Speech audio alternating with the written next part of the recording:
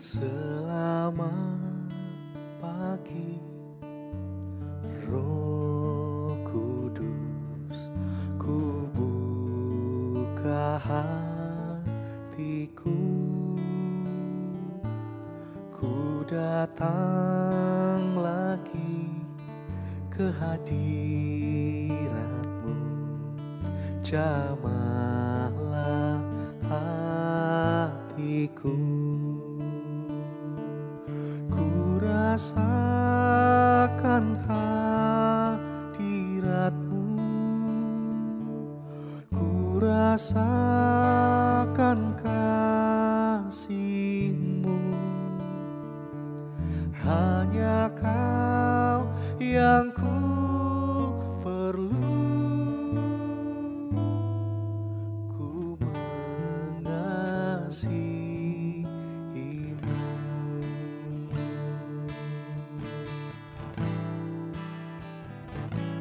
Selamat pagi, Roh Kudus, ku buka hatiku,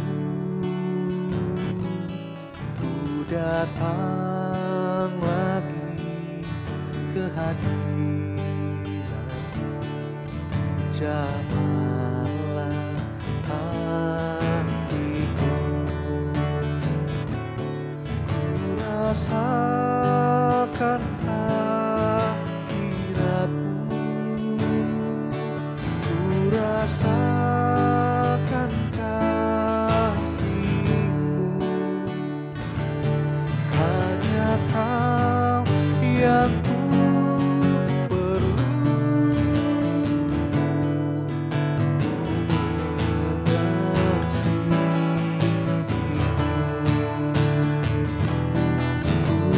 Rasakan hadirat-Mu,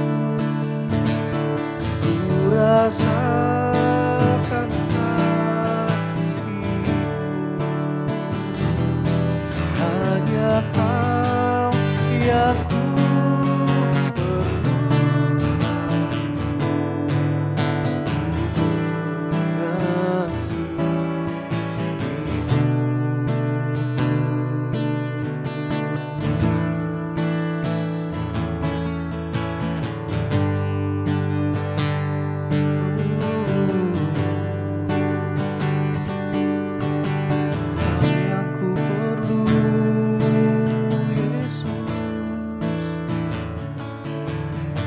Sepanjang hidupku, ku memerlukanmu.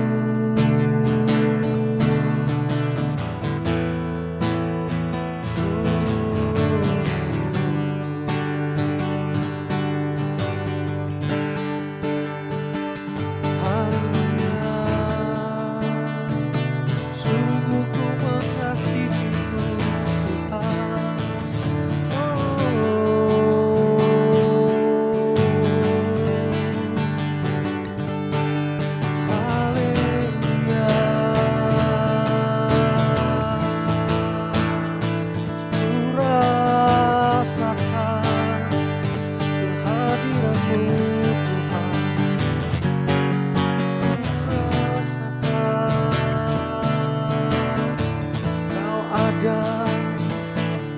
Kau nyata, kasih-Mu nyata,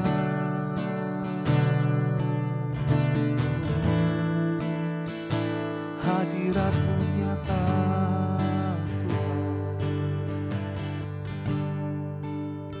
Jamah kami, Tuhan, jamah kehidupanku, jamah hatiku.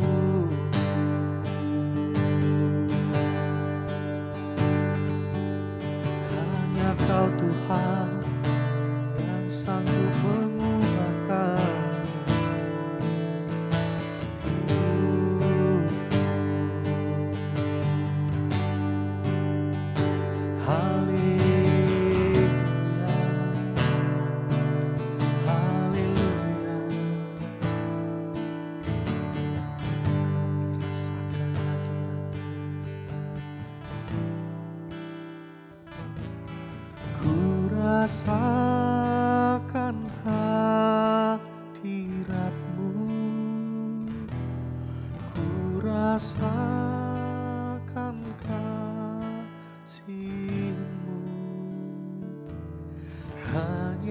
Kau yang ku perlu. Ku mengasihimu, ku rasakan hadiratmu, ku rasakan kasihmu. Hanya Kau yang ku perlu.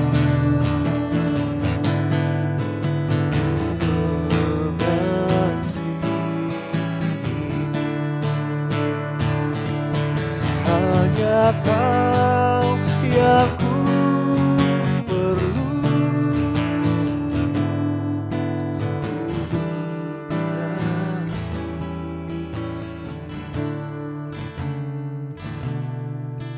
Ku mengasihimu.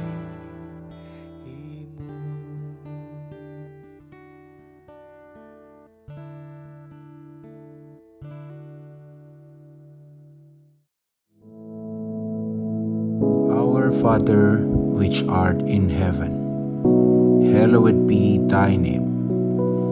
Thy kingdom come, thy will be done in earth as it is in heaven. Give us this day our daily bread, and forgive us our debts, as we forgive our debtors. And lead us not into temptation, but deliver us from evil. For thine is the kingdom, and the power, and the glory, forever. Amen.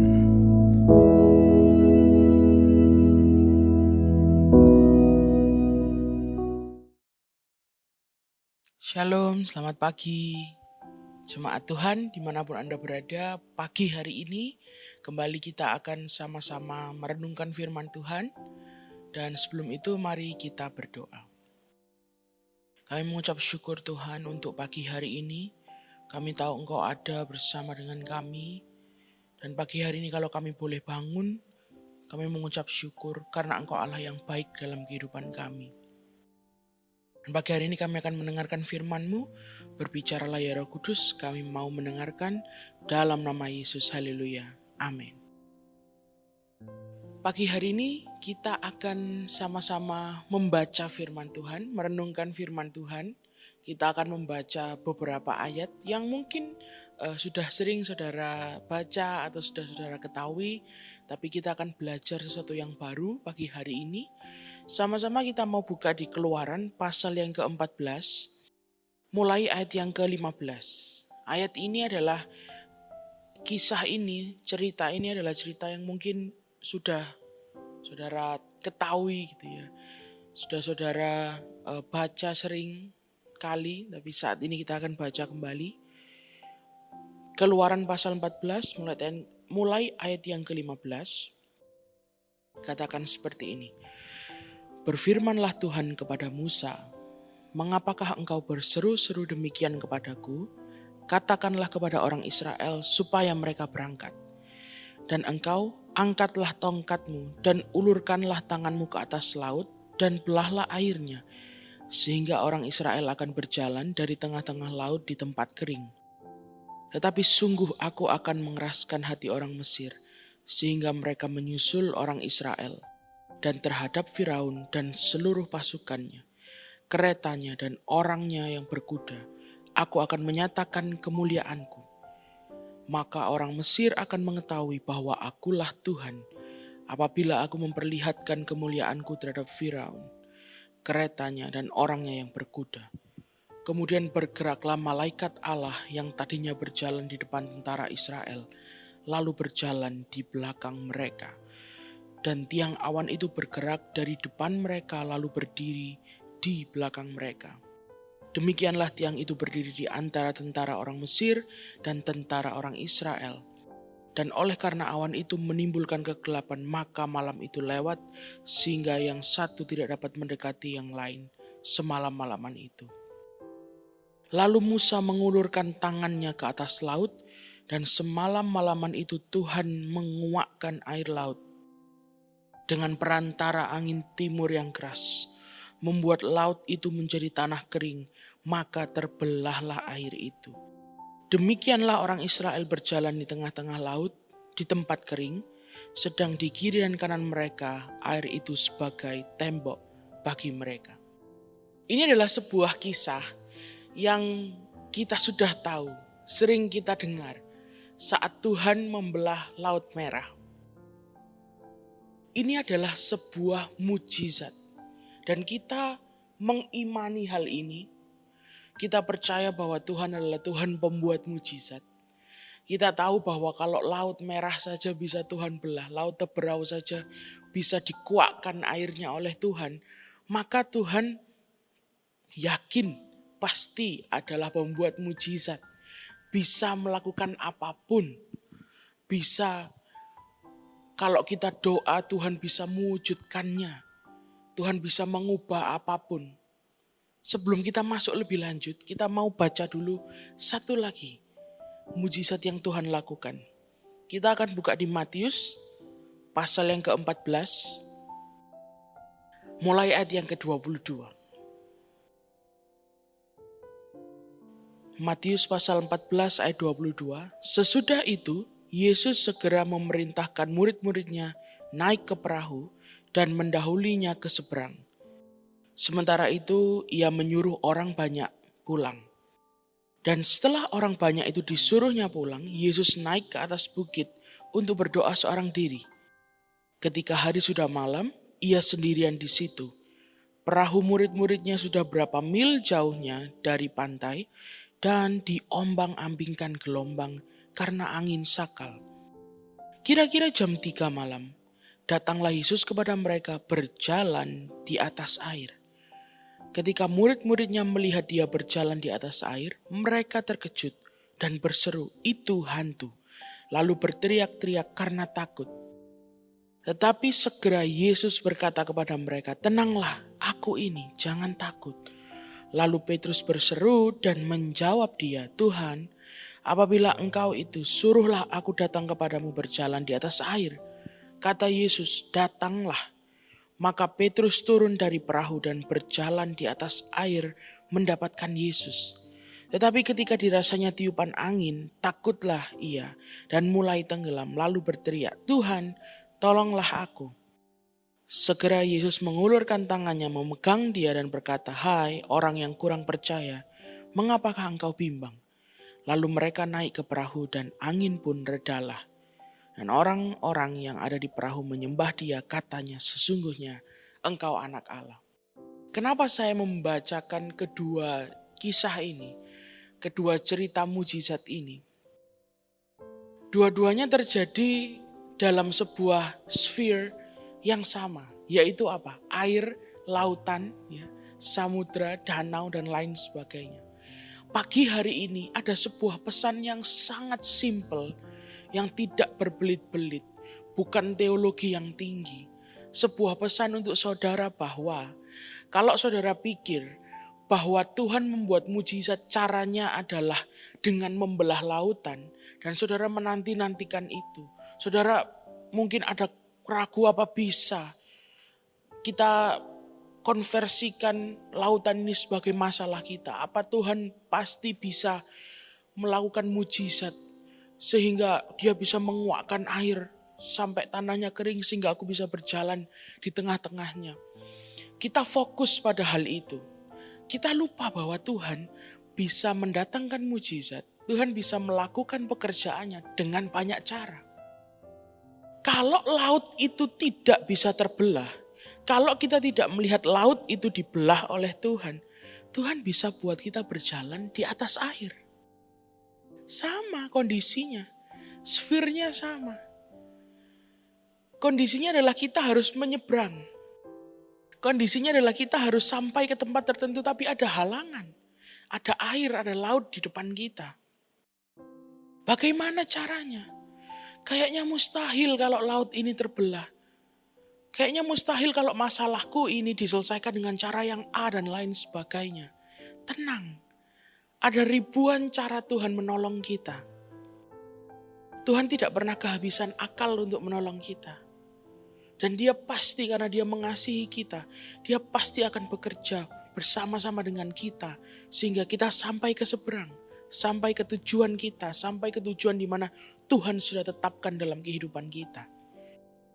Tuhan bisa buat air itu terbelah, sangat bisa, sudah terbukti. Dan kalau saudara bertanya, itu kan cuma cerita Alkitab. Mungkin itu cuma cerita perumpamaan, Tuhan membelah laut dan lain sebagainya. Terbukti para ilmuwan ribuan tahun setelahnya, mereka menemukan artefak-artefak di dasar laut. Ada kereta-kereta zaman Mesir kuno, ya. Ada pakaian seragam tentara, saudara bisa akses itu di internet banyak sekali. Secara saintifik pun terbukti bahwa mukjizat ini bukan dongeng. Terjadi, benar-benar terjadi. Betul-betul pernah terjadi. Dan alam pun menjadi saksinya. Kalau kita pikir dengan cara kita, Tuhan selesaikan masalah saya dengan cara A Tuhan. Kalau tidak, ini berarti engkau tidak dapat membuat mujizat. Tenang saudara. Apapun masalah yang ada di depan kita, halangan apapun yang ada di depan kita, Tuhan sanggup menolong kita dengan cara apapun. Kalau lautnya gak bisa kebelah, kita dibuat jalan di atas air. Kalau kita susah jalan di atas air, Tuhan punya cara yang lain. Tuhan kasih kita kapal. Apapun Tuhan bisa lakukan dalam kehidupan kita. Jangan pernah putus asa. Jangan pernah merasa bahwa Tuhan tidak mau dan tidak bisa melakukan mujizat. Dia pasti akan melakukan mujizatnya dalam kehidupan kita. Dan seringkali kalau kita berpikir, kenapa Tuhan laut yang di depanku ini tidak dapat kulalui? Kenapa aku gak bisa menyeberang ke sana Tuhan? Itu yang aku mau. Dan aku percaya engkau sanggup, engkau bisa. Seberangkan aku sampai ke seberang, sampai ke sana bisa. Tuhan tahu apa yang ada di ujung sana. Tuhan tahu kalau kita menyeberang, yang menanti kita apa Tuhan tahu. Kalau kita merasa Tuhan ini kok tidak menyeberangkan saya ya. Kok saya tidak bisa melewati ini, saya tuh pengen ke tujuan yang sana tuh. Ada sesuatu yang mungkin Tuhan tahu dan Tuhan lindungi kita sehingga kita gak sampai ke sana. Bukan Tuhan menghalangi kita untuk meraih apapun yang kita inginkan, tetapi Dia tahu yang terbaik. Mungkin Tuhan gak apa-apakan laut itu. Mungkin Dia gak buat kita berjalan di atas air untuk sampai ke seberang. Atau mungkin Tuhan tidak lakukan apapun dan kita mulai bicara bahwa oke, Tuhan udah gak berkuasa lagi. Tuhan tidak melakukan mujizat lagi, aku gak bisa sampai ke seberang. Tanpa kita ketahui, di seberang ada sesuatu yang bisa membahayakan kita. Ada sesuatu yang bisa menghancurkan kita. Pagi hari ini, kita belajar untuk mengerti. Kita belajar untuk ikut caranya Tuhan. Apa yang Tuhan mau. Kalau kita selalu memaksakan cara kita, memaksakan logika kita, selalu kita gunakan. Saya pakai sebuah bahasa yang tidak enak. Kita hanya menggunakan Tuhan sebagai aksesoris dalam kehidupan kita. Oke, pokoknya aku mau sampai ke seberang sana. Oh ya, aku harus berdoa ya, lupa ya. Oke lah kalau gitu aku berdoa ya sebagai formalitas. Supaya Tuhan merestui lah apa yang aku lakukan. Tuhan boleh kan Tuhan ya? Aku berdoa boleh ya, pokoknya aku sampai sana. Sebagai anak-anak Tuhan yang selalu kita mau bertumbuh dewasa di dalam Tuhan. Saat kita berdoa kepada Tuhan, itu bukan sekedar cari stempelnya Tuhan. Bukan cari sekedar Tuhan tolong di stempel, di approve. Aku mau berjalan A, aku mau berjalan B dan lain sebagainya. Tanya Tuhan, jalan mana yang harus kita pilih? Sepertinya benar jalannya, seperti Amsal berkata, sepertinya jalannya lurus. Tetapi ternyata ujungnya maut. Seringkali kita ini berdoa, kita struggling. Kita benar-benar berteriak, meminta tolong kepada Tuhan. Sesungguhnya kita hanya minta pembenaran. Kita hanya minta approval. Kita nggak tanya Tuhan apakah itu yang Tuhan mau dalam kehidupan kita. Tetapi hari ini yang terpenting, kalau kita tahu bahwa itu tujuan kita dan Tuhan memang mau bawa kita ke sana, tidak perlu khawatir. Kita pasti sampai ke seberang. Kita pasti sampai ke tujuan di mana Tuhan arahkan, kita harus berada di sana. Dengan cara apapun. Jangan batasi Tuhan. Tuhan itu Tuhan yang kreatif. Dia bisa lakukan banyak hal dalam kehidupan kita. Hari ini kalau saudara merasa saudara sudah minta laut itu untuk terbelah, tetapi masih belum terjadi. Masih ada di depan kita masih belum lihat laut itu airnya terkuakkan. Hari ini kita berdoa, kita ubah mindset kita. Mungkin yang Tuhan mau bukan laut itu terbelah, tetapi Tuhan mau kita berjalan di atas air. Ataupun sebaliknya. Dan sekarang saya ingin berbagi dengan saudara. Kalau kita sudah memutuskan untuk percaya kepada Tuhan, dan memang semuanya itu ada prosesnya. Iman kita seringkali diuji bukan oleh Tuhan. Seringkali iman kita bahkan diuji bukan hanya oleh si jahat gitu ya. Tetapi iman kita ini bisa diuji oleh orang-orang di sekitar kita.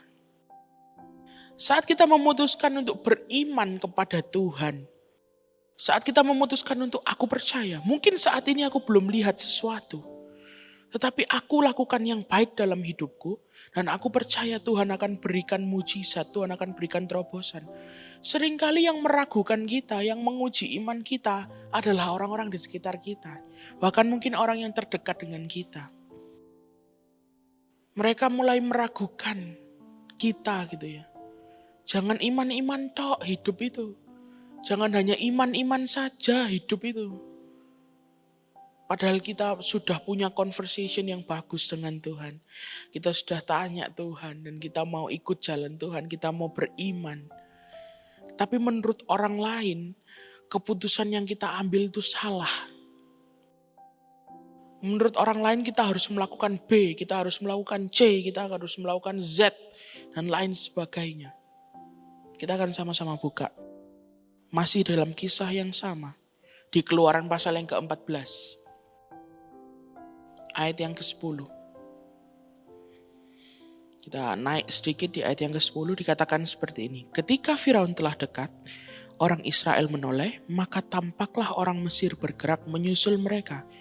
Lalu sangat ketakutanlah orang Israel dan mereka berseru-seru kepada Tuhan. Dan mereka berkata kepada Musa, apakah karena tidak ada kuburan di Mesir, maka engkau membawa kami untuk mati di padang gurun ini? Apakah yang kau perbuat ini terhadap kami dengan membawa kami keluar dari Mesir? Bukankah ini telah kami katakan kepadamu di Mesir, janganlah mengganggu kami, dan biarlah kami bekerja pada orang Mesir, sebab lebih baik bagi kami untuk bekerja pada orang Mesir daripada mati di padang gurun ini. Apa yang Musa katakan? 13. Tetapi berkatalah Musa kepada bangsa itu, janganlah takut, berdirilah tetap dan lihatlah keselamatan dari Tuhan yang akan diberikannya hari ini kepadamu. Sebab orang Mesir yang kamu lihat hari ini tidak akan kamu lihat lagi untuk selama-lamanya. Tuhan akan berperang untuk kamu dan kamu akan diam saja.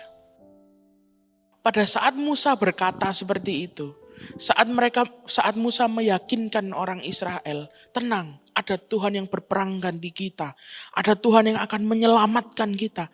Musa juga masih belum melihat laut yang terbelah. Mungkin juga ada deg-degannya gitu ya. Jantung Musa mungkin juga berdebar. Dia mungkin juga, aduh bagaimana ini?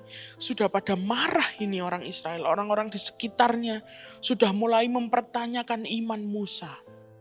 Orang-orang di sekitarnya sudah mulai, mereka bertanya-tanya, bener gak sih kita ini ikut Yesus? Kalau zaman sekarang kita kenal dengan Yesus. Bener gak sih kita ini menyembah Allah? Bisa gak dia menyelamatkan kita? Musa bilang, aku percaya, tenang. Kita semua percaya, berdiri teguh, beriman pada Tuhan. Karena Tuhan akan menyelamatkan kita. Saat Musa berkata seperti ini, dia masih belum melihat mujizat itu. Tetapi Musa mau menggantungkan imannya kepada Tuhan. Dan dia membawa seluruh umat Israel menyeberangi lautan, melihat mujizat Tuhan di depan mata mereka. Hari ini mungkin saudara beriman kepada Tuhan untuk keluarga saudara. Dan mungkin keluarga saudara mulai bertanya-tanya, ini betul apa enggak imannya ini? Bener apa enggak kamu ini ikut Yesus? Betul apa enggak kamu ini beriman kepada Tuhan? Kok kita enggak lihat mujizat? Kok di belakang kita dikejar-kejar masalah? Di depan ada lautan. Sepertinya terhimpit, tidak ada jalan keluar. Kuatkan imanmu pagi hari ini. Karena Tuhan sangat sanggup membuat mujizat dalam kehidupan kita. Sesuatu yang tidak pernah kita pikirkan. Sesuatu yang kita anggap, aduh saya sih percaya, tapi apakah bisa? Tuhan sanggup dan Tuhan bisa lakukan dalam kehidupan kita. Dan dari 2 kisah tadi yang kita baca, kisah mengenai lautan yang terbelah dan tentang Petrus yang berjalan di atas air. Seringkali fokus kita apa? Kalau kita mulai menceritakan ini mungkin kepada anak kita atau kepada anak sekolah minggu. Seringkali yang kita ceritakan seperti ini. Kita akan sama-sama mendengarkan kisah Musa membelah lautan. Gitu ya. Atau kita mau mendengarkan cerita Petrus berjalan di atas air. Saudara bisa baca lagi pasal ini. Saudara bisa lihat lagi. Bahkan dari perikopnya, bahkan dari judul dari pasal ini. Bukan Petrus yang berjalan di atas air sebagai highlight, yang sebagai fokus utama, bukan. Tetapi apa saudara kalau lihat di Matius tadi? Kalau saudara lihat di Matius 14, perikopnya apa? Yesus berjalan di atas air. Dan di Keluaran tadi perikopnya apa? Laut Teberau terbelah. Bukan Musa, bukan Petrus. Bukan kita yang harus mengusahakan mujizat. Bukan kita yang harus struggling membuat mujizat itu. Tetapi Tuhan yang berjalan di atas air itu Yesus. Petrus hanya ikut. Gak disuruh ngapa-ngapain, cuman suruh ngikut. Musa juga gak bisa. Dia mungkin di kamar mandi, ini jokes ya. Dia mungkin kamar mandinya pakai gayung gitu ya. Waktu dia angkat gayung, air kamar mandinya juga gak terbelah gitu ya. Bukan Musa yang buat mujizat. Bukan tongkat Musa yang menyebabkan air laut itu terbelah, bukan. Tetapi Tuhan yang membuat mujizat. Hari ini jangan putus asa. Jangan khawatir. Tidak usah merasa bersalah. Kalau kita merasa, aduh imanku ini kecil dan lain sebagainya. Sehingga tidak bisa melihat mujizat. Lupakan semua itu. Fokus lagi sama Tuhan. Fokus pada pembuat mujizat itu. Karena dia akan mengerjakan hal-hal yang luar biasa dalam kehidupan kita. Jangan lemah. Mari kita bangkit lagi. Kita gantungkan iman kita. Kita percaya. Kita tenangkan orang-orang di sekitar kita dengan berkata bahwa aku akan berusaha melakukan apapun yang Tuhan letakkan di tanganku. Kalau Tuhan kasih apapun di tanganku, ku kerjakan sebaik mungkin. Tetapi aku percaya yang membuat mujizat, yang membuat terobosan adalah Tuhan pencipta langit dan bumi. Puji nama Tuhan, mari kita berdoa. Kami mengucap syukur Tuhan, Engkau Allah pembuat mujizat dalam kehidupan kami. Kalau saat ini di antara kami ada yang penuh dengan kekhawatiran akan masa depan, penuh dengan keraguan dan ketakutan, apakah kami bisa menyeberangi lautan ini sampai di tempat tujuan. Pagi hari ini Tuhan, kami mau percaya lagi. Kami mau kuatkan iman kami lagi Tuhan. Kami mau meyakini bahwa Engkau adalah Allah pembuat mujizat yang sanggup melakukan hal-hal yang luar biasa dalam kehidupan kami. Terima kasih Tuhan, kami serahkan hari ini ke dalam tangan-Mu. Kami percaya Engkau selalu bekerja di dalam kehidupan kami. Kami mengucap syukur dan kami bangga memiliki Allah seperti-Mu hanya di dalam nama Yesus. Haleluya. Amin.